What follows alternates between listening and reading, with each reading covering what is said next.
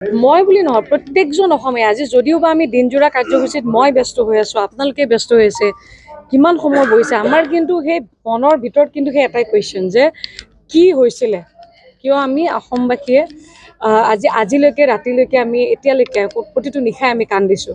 সেই কাৰণটো আমি জানিবৰ কাৰণে উৎসুক আৰু ইতিমধ্যে জমা দিছে। আৰু যিহেতু ইয়াতে ময়ো তাৰ মাজে মাজে মই নিউজবিলাক চাই আছোঁ, যে আপডেটবিলাক চাই আছোঁ, আৰু যিহেতু এইটো এটা এনেকুৱা বিষয়বস্তু নহয়, কাৰণ বহুত পৃষ্ঠা মানে আছে, গতিকে তাত কি আছে কোনো ষ্টাডি নকৰাকৈ আমি এতিয়ালৈকে একো গম পোৱা নাই ভালকৈ।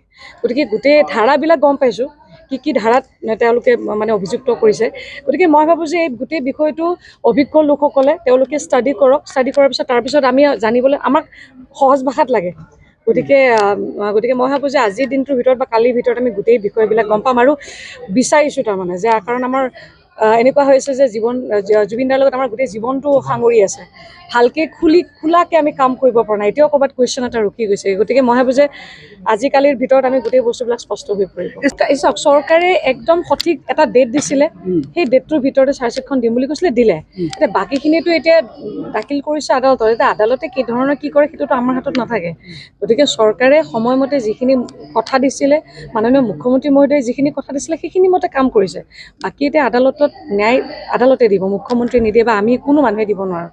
গতিকে চাওঁ এতিয়া গোটেই বস্তুবিলাক কোনফালে যায়, কিন্তু আমি ধৈৰ্য ধৰাৰো প্ৰয়োজন, আৰু এবাৰ গম পোৱাৰ পিছত তাৰপিছত আমাৰ কথাবিলাক পাতিবৰ কাৰণে আৰু সুবিধা হ'ব। ২৬ নিৰ্বাচন আহি আছে, গতিকে আপুনি পুনৰবাৰ আকৌ মোক লৈ পেলাই মই ভাবোঁ যে একো চিন্তা কৰা কাৰো প্ৰয়োজনীয়তা নাই। মই নিজক লৈ পেলাই মই বেছি চিন্তা নকৰোঁ, কাৰণ আজিলৈকে মই যিমান মোৰ নিজক লৈ পৰিকল্পনা কৰিছোঁ একোৱেই হোৱা নাই। গতিকে মই ভগৱানৰ ওচৰত এৰি দিছোঁ।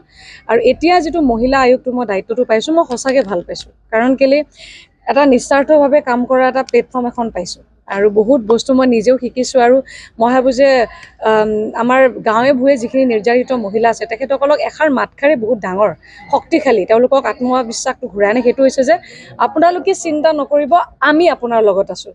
গতিকে এই বস্তুটো সমগ্ৰ অসমত যেতিয়া মই কাম কৰিবলৈ পাইছোঁ, স্বাভাৱিকতে মোৰ কাৰণে এইটো সৌভাগ্য। গতিকে মই বেলেগ একো ভবা নাই, আৰু মই মোৰ ক্ষেত্ৰখনক লৈ মই সুখী। এটা কৈছোঁ ব্যক্তিগতভাৱে, এইটো ব্যক্তিগত বুলি কোনো কথা নাই, ৰাজহুৱা ব্যক্তিগত চব, যে জুবিন দা আমাৰ কাৰণে, আৰু বিশেষকৈ মই ভাবোঁ দেই, মহিলাসকলতো আমি ঠিক আছে, আমাৰ যুৱতী কিশোৰী চবেই ভাল পায়। মই ভাবোঁ যে আটাইতকৈ বেছি দুখ কিজানি আমাৰ যুৱকসকলে পাইছে।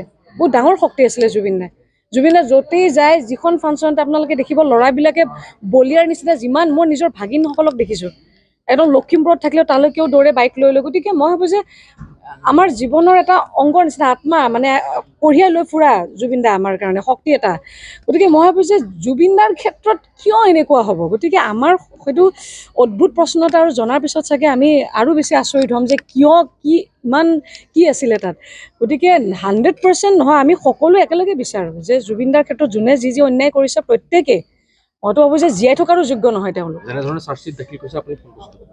এতিয়ালৈকেতো মই গমেই নাপাওঁ, আপুনিও গম নাপায়, গোটেইখিনি ওলাব দিয়ক, পিছত গম পাম। আপুনি বিচৰা বাতৰি পাব কেৱল নিউজ 18 এপত। নিউজ 18 এপ ডাউনলোড কৰিবলৈ স্কেন কৰক এই QR কোড। গুগল প্লে ষ্টৰতো পাব এই নিউজ 18 এপ।